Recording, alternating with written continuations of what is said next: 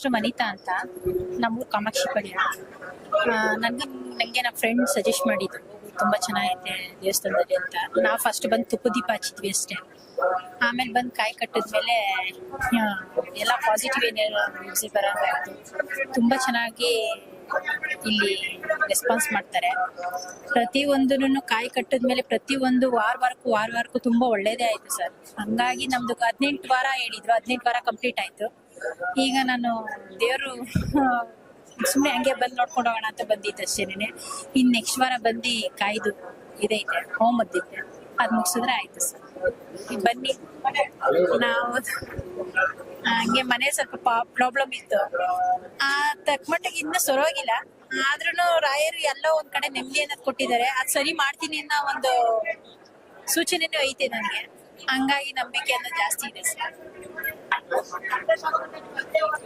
ರಾಯರು ಅಂದ್ರೆ ನಾನು ಫಸ್ಟ್ ಯಾವ ತರನೇ ಈ ತರ ನಂಬಿಕೆನೇ ಇಲ್ಲ ಸರ್. ಗುರುವಾರ ನಾನು ಏನು ಪೂಜೆ ಮಾಡ್ತಿಲ್ಲ, ಏನೂ ಇಲ್ಲ.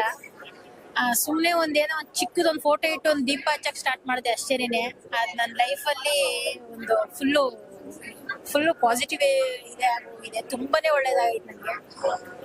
ಏನಿಲ್ಲ ಅಂದ್ರೂ ದೇವರು ರಾಯರು ನೆಮ್ಮದಿಯನ್ನು ಕೊಟ್ಟಿದ್ದಾರೆ. ಬನ್ನಿ, ವನವಳ್ಳಿ ದೇವಸ್ಥಾನಕ್ಕೆ ಬನ್ನಿ, ತುಂಬಾ ಒಳ್ಳೇದಾಗುತ್ತೆ. ನೀವು ಅನ್ಕೊಂಡಿದ್ದು ಈಗ ಆಗ್ಲಿಲ್ಲ ಅಂದ್ರೆ ಮುಂದಕ್ಕೆ ಆಗೇ ಆಗುತ್ತೆ. ಅದನ್ನ 100% ನಿಜ. ದೇವ್ರು ನಂಬ್ತಿದ್ದೆ ಸರ್. ರಾಯರ್ನೇನ್ ನಾನು ಪೂಜೆ ಮಾಡ್ತಿರ್ಲಿಲ್ಲ. ಮಾಮೂಲಿ ಮನೆ ದೇವ್ರು ಗಣೇಶ ಈ ತರ ಪೂಜೆ ಮಾಡ್ಕೊಂಡಿದ್ದೀರ. ರಾಯರ್ನೇನ್ ನಂಬ್ತಿಲ್ಲ ನಾನು. ಗುರುವಾರನೂ ಏನ್ ಅಷ್ಟೇನ್ ಪೂಜೆನೆ ಮಾಡ್ತಿರ್ಲಿಲ್ಲ ನಾನು.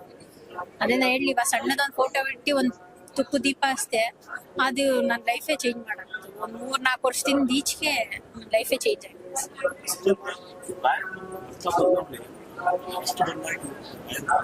ಸರ್. ಹೇಳಿದ್ನಲ್ಲ, ಮೊದ್ಲಿಗೆ ನೆಮ್ಮದಿ ಅನ್ನೋದಿರ್ಲಿಲ್ಲ ಮನೆ. ಫಸ್ಟ್ ಆಫ್ ಆಲ್ ಯಾರಿಗೇ ಆಗ್ಲಿ ದುಡ್ಡು ಇರ್ಬೋದು, ಹಣ ಇರ್ಬೋದು, ಆಸ್ತಿ ಇರ್ಬೋದು, ಮೇನ್ ಇರೋದು ನೆಮ್ಮದಿ.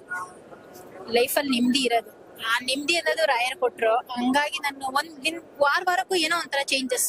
ನಾವು ಕೆಲಸ ಮಾಡೋದ್ರೊಳಗೆ ಅಲ್ಲಿ ಏನ್ರೊಳಗೆ ಅಲ್ಲಿ ನೆಮ್ಮದಿಯಿಂದ ನೋಡ್ತೀವಿ, ಅದ್ರೊಳಗೆ ಎಲ್ಲಾ ತರನು ಚೇಂಜ್ ಆದ್ವಿ.